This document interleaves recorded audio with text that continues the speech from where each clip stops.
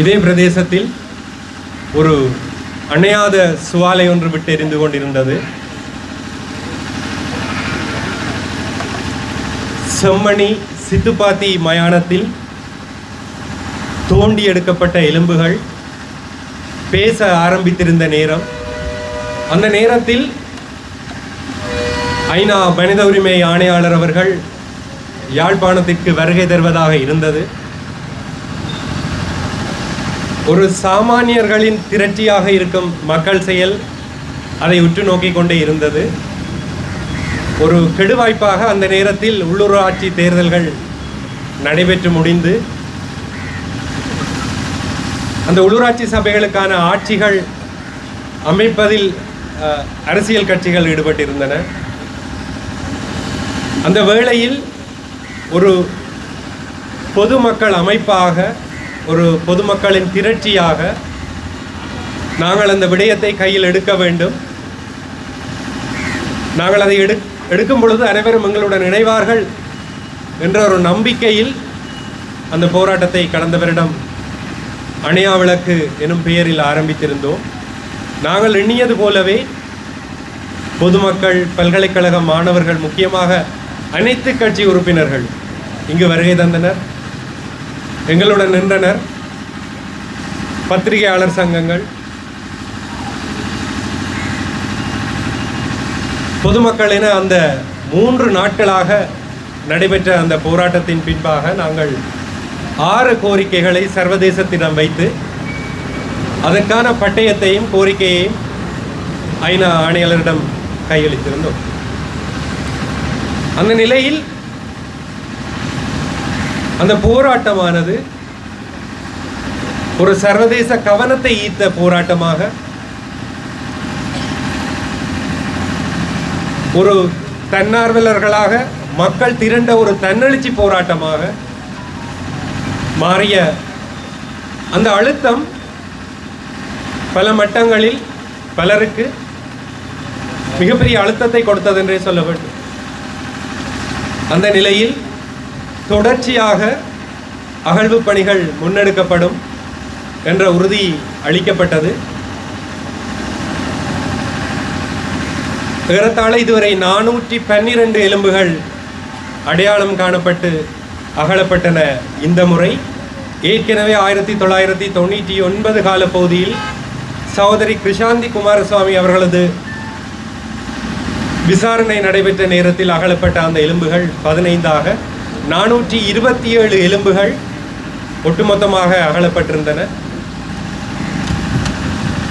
இந்த 3வது பருவம், 3வது பேஸில் மொத்தமாக அவர்கள் 56 நாட்கள் அகழ்வதாக முடிவெடுத்திருந்தார்கள். அதில் 32 நாட்கள் முடிவடைந்திருக்கின்றன. இன்னும் 24 நாட்கள் இருக்கின்றன. இந்த நிலையில் எங்கள் மத்தியில் எழுந்த கேள்வி என்பதை விட ஒரு பய உணர்வு. கோரிக்கைகள் விடுத்தோம், போராட்டங்கள் நடத்தினோம், எலும்புகள் எடுக்கப்பட்டு கொண்டிருக்கின்றது. இன்றைய வரைக்கும் காணாமலாக்கப்பட்டோர் குடும்பத்தவர்கள் கதறுகிறார்கள், நீதி தேடி ஓடிக்கொண்டிருக்கிறார்கள், இந்த எலும்புகளை எடுத்துக்கொண்டிருக்கிறார்கள். இதற்கு என்ன நடக்கும்? இந்த ஒரு பிரதானமான கேள்வி எங்கள் மத்தியில் எழுந்தது.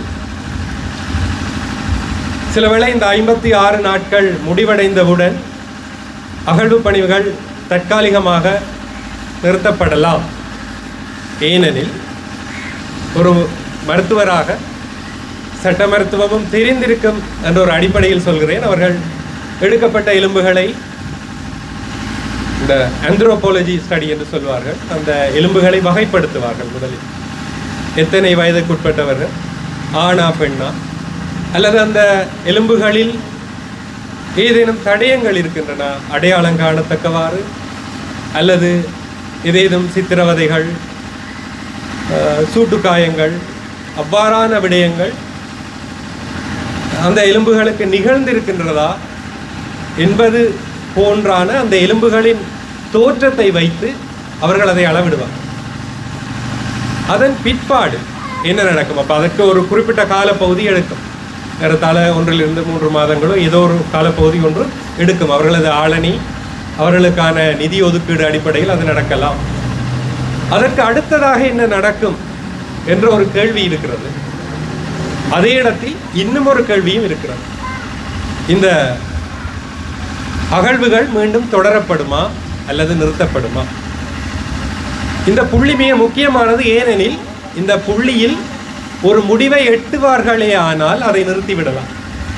உதாரணமாக 20க்கு மேற்பட்ட மனித புதைகுழிகள் அடையாளம் காணப்பட்டன. அவற்றின் முடிவுகள் ஒரே மாதிரியாகத்தான் இருந்திருக்கின்றன. மன்னாரில் தோண்டப்பட்டது போர்த்துகேயர் காலப்பகுதி என்று முடித்து வைக்கப்பட்டது.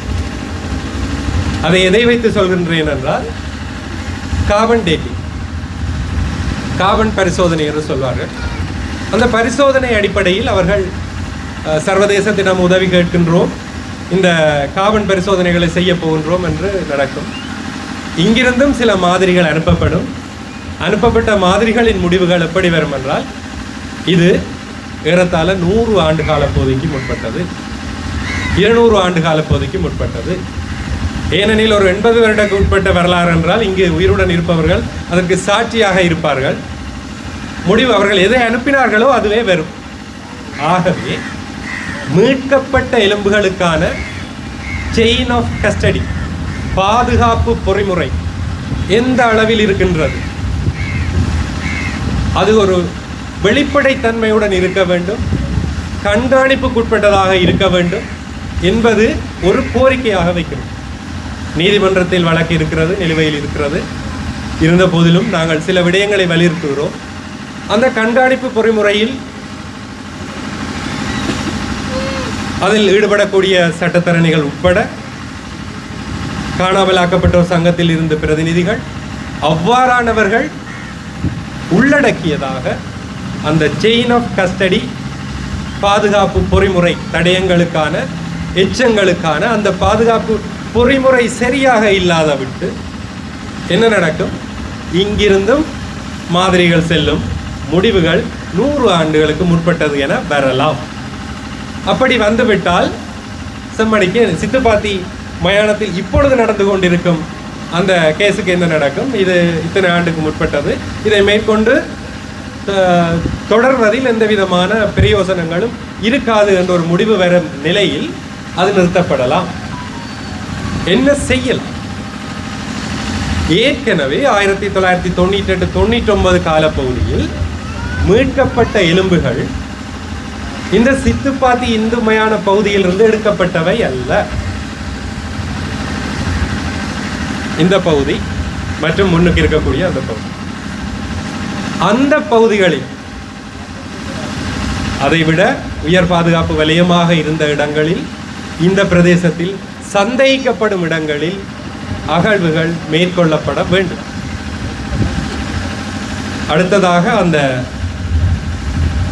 99 கேஸ் ரீஓப்பன் பண்ணப்பட வேண்டும். அதுவும் தொடர்ச்சியாக நடக்கப்பட வேண்டும். இதுவும் நடந்து கொண்டு இருக்க வேண்டும். சரி, அந்த ஏன் இவர்கள் கார்பன் டேட்டிங்குக்கு போகிறார்கள் என்கின்ற மாதிரியான ஒரு வினாவும் இருக்கும். எல்லோரும் டிஎன்ஏ பேங்க் பரிசோதனை என்றார்களே, அவர் ஏன் இவர் அந்த கார்பன் டேட்டிங்கை விட்டுட்டு டிஎன்ஏ பேங்குக்கு போகக்கூடாது என்றால், ஓஎம்பி என்று சொல்லப்படுகின்ற அமைப்பு இங்கு எல்லாவற்றையும் கண்காணித்து கொண்டிருக்கிறது, அவர்களுக்கான தரவுகள் வைத்திருக்கின்றது என்று ஒரு பெயர் இருக்கிறது. ஆனால் அந்த நிலையிலும் ஓஎம்பி மீது எங்களுக்கு எந்த நம்பிக்கையும் இல்லை என்று போராடக்கூடியவர்கள் சொல்லி கொண்டிருக்கிறார்கள். அது ஏனென்றால் எனது பார்வையில் அல்லது எங்களது பார்வையில் அது எப்படி இருக்கிறது? நீங்கள் போகலாம், அந்த வெப்சைட்டில் போய் பாருங்க. மிஸ்ஸிங் பர்சன், அவரது பெயர், வயது, இது ஒன்று இருக்கு. எந்த அளவு தூரத்திற்கு அவர்களுடைய அந்த ஹிஸ்டரி எடுக்கப்பட்டிருக்கிறது, அந்த தரவுகள் இருக்கப்படுகிறது என்றால் நான் அறிந்த வரையில் இல்லை, விசாரித்த வரையில் இல்லை. உதாரணமாக நான் அதை ஆன்டிமோர்டம் ஃபைண்டிங் என்று சொல்வார்கள். என்னென்னு சொன்னால், நான் ஒரு விபத்துக்கு உட்பட்டு எனது இந்த எலும்பு உடைந்திருக்கிறது, இதில் ஒரு அறுவை சிகிச்சை செய்த ஒரு பிளேட்ஸ் இருக்குண்டா, இது என்னுடைய அடையாளத்தை உறுதிப்படுத்துகின்ற ஒரு குறியீடு அல்லது என்னை உறுதிப்படுத்துவதற்கான ஒரு தரவு. அது அங்கு இல்லை. என்ன நாளில், என்ன தேதியில், என்ன உடையில் காணாமல் போனார், அவருக்கு எந்த விதமான காயங்கள் இருந்தது, இவ்வாறான தரவுகள் வெளிப்படையாக இல்லை. அவர்கள் சிலவேளை ஃபைலில் வச்சிருக்கணுமோ இல்லையோ தெரியல, அறிந்த வரையில் இல்லை. இரண்டாவது, யுத்தம் முடிவடைந்து 17 வருடங்கள் ஆகிவிட்டன.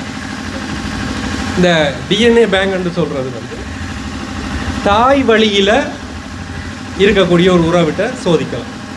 நாங்கள் அந்த கொரோனாவுக்கு ஸ்டெப் எடுக்கிற மாதிரி தொண்டை குழியில் எடுத்து அதை சோதிக்கிறதுக்கு கொடுக்குறது தாய் வழியில். இந்த காணாமல் ஆக்கப்பட்டவர்களுக்கான அந்த டிஎன்ஏ ப்ரொஃபைல் ஒன்றும் இல்லை. அதை நானோ நீங்களோ இல்லை தனிப்பட்ட முறையிலையோ வைத்திருக்க முடியாது. அப்போ இந்த 2 தரவுகளும் இங்கே மிஸ்ஸிங் பர்சன் மாதிரி இந்த தகவல்களும் இல்லை. ஏற்கனவே தரவுகள் இருந்தால் தான், இப்போ உதாரணமாக சொல்லுறேன், ஒரு 20-30 வயது மதிக்கத்தக்கவர்களுடைய டிஎன்ஏ ப்ரொஃபைல் அங்கே இருக்குது. இந்த ஆந்த்ரோபாலஜி ஸ்டடி செய்யக்குள்ள வரக்கூடிய எலும்புகள் மாதிரிகள் அல்லது அவர்களிலிருந்து டிஎன்ஏ எக்ஸ்ட்ராக்ஷனை செய்து ஒப்பிட்டு பார்க்கலாம். சரியாக இருந்தால் பொருந்த போகிறோம். நாங்கள் அதற்கான காலப்பகுதிக்கான ஆதாரங்கள் எங்களுக்கு கிடைக்கவில்லை. எலும்புகள் மட்டும் மீட்கப்பட்டது என்று சொல்லிக் கொண்டிருப்பது நீதியை தராது, நியாயத்தை தராது. ஆகவே நாங்கள் வலியுறுத்துகிறோம், இந்த போராட்டத்தின் ஊடாக பிரதானமானது 2 விடயங்கள். இந்த டிஎன்ஏ ப்ரொஃபைல் உருவாக்கப்பட வேண்டும். இதில் இன்னொரு கேள்வி இருக்கிறது. சம்பந்தப்பட்ட குடும்பத்தினர் பலர் இன்று இந்த நாட்டில் இல்லை. அவர்கள் தாய்வழி உறவுகள் யாராவது இருந்தாலும் அவர்கள் விரும்ப வேண்டும் அந்த டிஎன்ஏ மாதிரிகளை பெற்றுக்கொள்வது. அனைவர் பெரும்பாலானவர் புலம்பெயர்ந்துள்ள நிலையில், அவர்களது உறவுகள் புலம்பெயர்ந்துள்ள நிலையில் அவர்கள் நாட்டுக்கு வருகிற விரும்புவார்களோ இல்லையோ தெரியாது. அவர்களுக்கு வெளிநாடுகளில் ஒரு டிஎன்ஏ ப்ரொஃபைலை அமைக்க முடியுமானால் சட்டத்தின் அடிப்படையில் முடியாது. நாடு கடந்து அதற்கு நீதிமன்றம் அனுமதி வழங்கும். ஆகவே மக்களை வேண்டுகோள் விடுத்து உடனடியாக காணாமல் ஆக்கப்பட்டவர் சங்கத்தவர்கள், அந்த உறுப்பினர்கள், குடும்பத்தவர்களிடமிருந்து அந்த டிஎன்ஏ ப்ரொஃபைல் உருவாக்கப்பட வேண்டும். இந்த பிரதேசத்தில் சந்தேகிக்கப்படுகின்ற ஏனைய இடங்கள் அகழ்வு செய்யப்பட வேண்டும். 99ஆம் ஆண்டு அந்த விசாரணை மீண்டும் ரீஓப்பன் பண்ணப்பட வேண்டும். இந்த விடயத்தில் இன்னொரு விடயத்தையும் நான் தொட்டு செல்ல விரும்புகிறேன். நாங்கள் ஒரு நினைவு அல்லது ஒரு நீதி கோருகின்ற செயற்பாட்டை வருகின்ற பொழுது எங்கள் மீது வைக்கப்படுவது நாட்டை குட்டிச்சுவராக்கிறார்கள். இவர்கள் மீண்டும் போரை கொண்டு வரப்போகிறார்கள். இவர்கள் இனவாதிகள். தெற்கிலிருந்து வரும் தலைவர்கள் கூட இங்கு பேசுவது இனவாதம் வேண்டாம். ஆனால் உதாரணமாக ஒரு முகநூல் பதிவு, செம்மணியாக இருக்கட்டும், ஏதாவது ஒரு பதிவை எடுத்து பாருங்கள். உயர்ந்த பதவிகளில் இருப்பார்கள், உத்தியோகங்களில் இருப்பார்கள், சிரித்து வைத்திருப்பார்கள், அந்த சிரிக்கிற ஸ்மைலி போட்டிருப்பார்கள். அதற்கு கீழே விடப்படும் பின்னூட்டல்கள் அவ்வளவு மோசமாக இருக்கும். ஆனால் அவர்கள் ஏதாவது போரின் போது கொல்லப்பட்டது என்று பகிரப்படுகின்ற எந்த ஒரு படத்தின் கீழும் தனது சுய படத்துடன் சொந்த முகவரியில் இருக்கக்கூடிய ஒருவர், ஒரு தமிழன் சமூக வலைத்தளத்தில் அவ்வாறான கேவலமான ஒரு செயலை செய்ய மாட்டார், செய்ததில்லை. செய்கிறதெல்லாம் ஃபேக் ஐடி வந்து செய்துட்டு போகும். சிரித்து வச்சிருக்க மாட்டார்கள். அதுக்கு கீழே போய் கேவலமாக கொமெண்ட் போட மாட்டார். நீங்களே முடிஞ்சதை தொடங்குறீங்கள், முடிஞ்சதை கதைக்கிறீங்கள் என்றால் இவை போரின்ற அழிவுகள் என்று நீங்கள் யோசித்தால் போரின்ற வெற்றிகள நினைவு சின்னங்களும் அகற்றப்பட வேண்டும். மந்துவில்ல பெருசா இருக்குது, ஆனரவில் பெருசா இருக்குது, கிளிநொச்சி சந்தியில இருக்குது. ஏறத்தாழ இந்த நாட்டில் 100க்கு கிட்டவான போர் சின்னங்கள், வெற்றி சின்னங்கள் இருக்குது. கிட்டத்தட்ட 60% வடக்கு கிழக்கு மட்டில் தான் இருக்கு. தேடிய வரை அதற்கு உத்தியோகபூர்வமான தளங்கள் இல்லை. தேடிய வரை தெற்கு பகுதிகளில் இருக்கக்கூடியது அவர்களுடைய முகாம்களை அண்டியதாக இருக்கிறது. ஒரு போர் வெற்றி இருந்தால் இந்த பக்கம் ஓலம் இருக்கும். எனக்கு அழுவதற்கான உரிமை வேண்டும். இங்கு யாரும் மீண்டும் ஒரு போராட்டம் வேண்டும், இங்கு ஒரு சண்டை வரும் என்று சொல்லவில்லை. நான் அழுவதற்கான உரிமை கேட்கிறேன், கொல்லப்பட்ட உறவுக்கான நீதி கேட்கிறேன். இது தீவிரவாதம் அல்ல.